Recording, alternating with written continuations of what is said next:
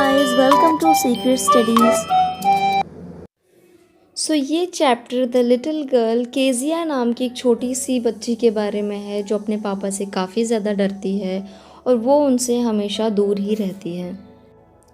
तो हर सुबह की तरह केजिया के पापा जो है वो काम पे जा रहे होते हैं।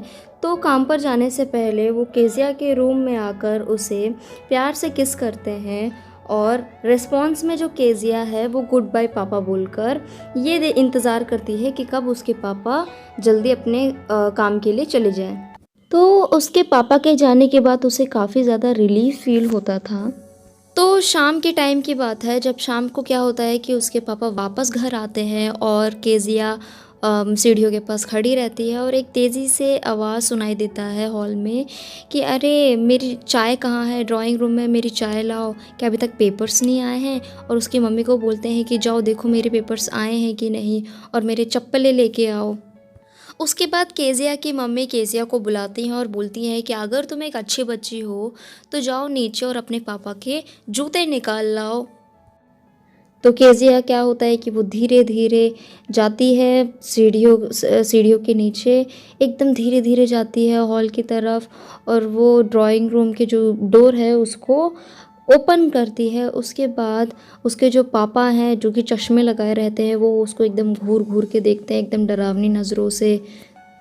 तो केजिया क्या करती है, फटाफट उनके जूते निकाल देती है। फिर उसके पापा पूछते हैं कि क्या तुम एक अच्छी बच्ची रही आज।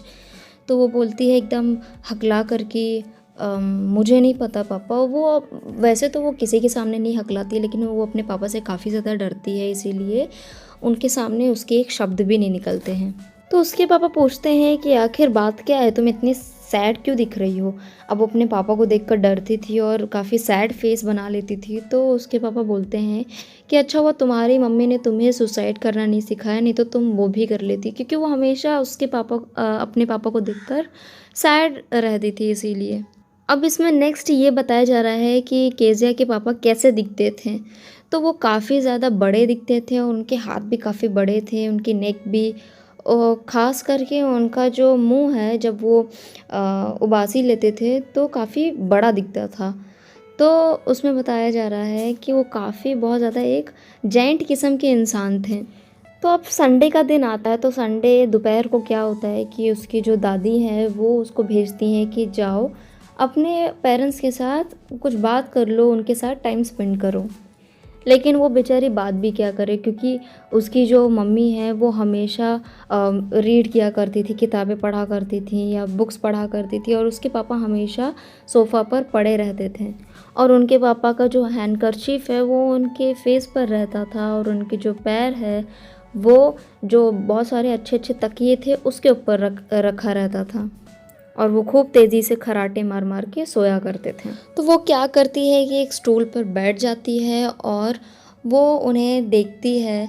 तो तब तक क्या होता है कि उसके पापा जाग जाते हैं और उससे टाइम पूछते हैं। तो वो उनको देखा ही करती है, तो वो बोलते हैं उसे, केजिया को, कि ऐसे घूरो मत केजिया, तुम एक उल्लू जैसे लग रही हो ऐसे घूरते हुए। तो एक दिन क्या होता है कि उसकी दादी उससे बोलती है केजिया से कि तुम्हारे पापा का बर्थडे आने वाला है अगले हफ्ते, तो तुम क्यों ना एक येलो सिल्क से एक तकिया बनाओ, सुंदर सा एक तकिया उन्हें गिफ्ट कर दो।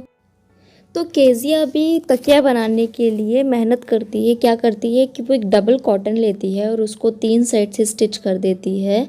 लेकिन वो बोलती है कि इसमें मैं भरूं तो भरूं क्या, क्योंकि भरने के लिए कुछ होता नहीं है। तो उसकी दादी भी क्या होता है कि वो बगीचे में होती हैं, वो घर में नहीं रहती हैं। तो अपने मम्मी के बेडरूम में जाती है ये ढूंढने के लिए कि देखते हैं कुछ मिलता है कि नहीं अंदर भरने के लिए। तो उनके जो बेड के साइड में जो टेबल होता है वहाँ पर उसको बहुत सारे शीट्स मिलते हैं, छोटे छोटे पेपर्स, पतले पतले पेपर्स मिलते हैं। तो वो क्या करती है कि उन सबको लेती है और उसको छोटे छोटे पीसेस में फाड़ के उसी को तकिए के अंदर डाल देती है और स्टिच कर देती है। तो रात को क्या होता है कि उसके पापा आते हैं और वो एकदम गुस्से में आते हैं और बोलते हैं कि जो पोर्ट अथॉरिटी के लिए मुझे स्पीच बोलना था वो स्पीच खो गया है, कहाँ पर है वो स्पीच। तो पूरे रूम्स को मतलब छाना भी ना गया, और जो नौकर है उनसे भी पूछे गए कि कहाँ पर है वो स्पीच। तो केजिया की मम्मी केजिया के पास जाकर पूछती हैं कि तुमने कोई पेपर्स देखे हैं? तो वो बोलती है हाँ, मैंने उन्हें अपने सरप्राइज़ के लिए उस पेपर्स को मैंने फाड़ कर यूज़ कर लिया है। तो वो बोलती हैं क्या? उनकी मम्मी चिल्लाई और बोली कि चुपचाप तुम नीचे डाइनिंग रूम में आ जाओ। तो उसके पापा उसके लिए इंतज़ार कर रहे होते हैं और काफ़ी ज़्यादा गुस्से में होते हैं। तो केजिया बोलती है कि पर पापा, मैंने ये आपके बर्थडे के लिए बनाया था। तो वो बोलते हैं कुछ मत बोलो, एकदम गुस्से में होते हैं और उसके पिंक पिंक हाथों पर वो बहुत तेज़ी से मार देते हैं।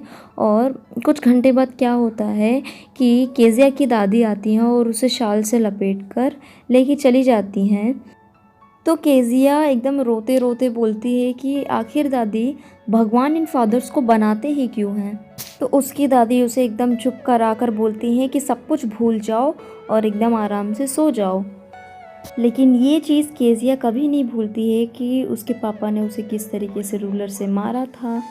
तो जब भी वो अपने पापा को देखती थी वो अपने दोनों हाथ पीछे कर लेती थी और उसका चेहरा एकदम लाल हो जाता था डर से। केजिया के घर के पास मैकडॉनल्ड्स एक पड़ोसी होते हैं। तो उनके 5 बच्चे होते हैं। तो वो लोग शाम को टैग गेम खेल रहे होते हैं। टैग गेम का मतलब कि जो पकड़म पकड़ाई होती है उसी को बोल रहे हैं। तो उनकी एक बच्ची होती है माओ करके, जो उनके शोल्डर पे लटक रही होती है, और 2 बच्चियां उनके कोट के पॉकेट पर लटक रही होती हैं और वो एकदम दौड़ दौड़ कर एकदम मस्ती में खेल रहे होते हैं।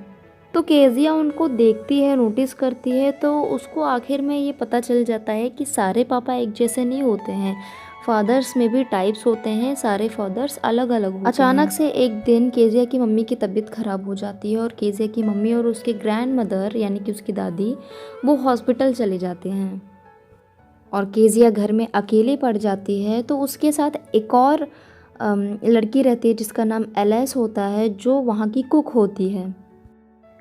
तो दिन का टाइम तो उसने काफ़ी अच्छे से स्पेंड किया, लेकिन रात को क्या होता था कि उसको बुरे बुरे सपने आते थे। तो जब उसको बुरे सपने आते थे इसी वजह से वो अपनी दादी के साथ सोती थी, लेकिन उस दिन दादी थी नहीं उसकी। तो उसकी जो कुक है वो बोलती है कि अगर तुम्हें बुरा सपना आया तो तुम चीखना चिल्लाना मत, नहीं तो तुम्हारे पापा जाग जाएंगे।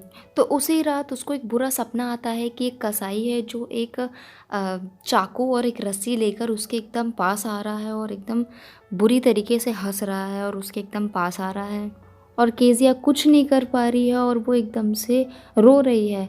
तो वो तुरंत जाग जाती है और चिल्लाती है दादी दादी। और उसके पापा उसके पास आ जाते हैं और उनके हाथ में कैंडल होता है। तो वो बोलते हैं कि क्या हुआ बेटा? तो वो बोलती है कि अरे वो एक कसाई था, उसके हाथ में चाकू था।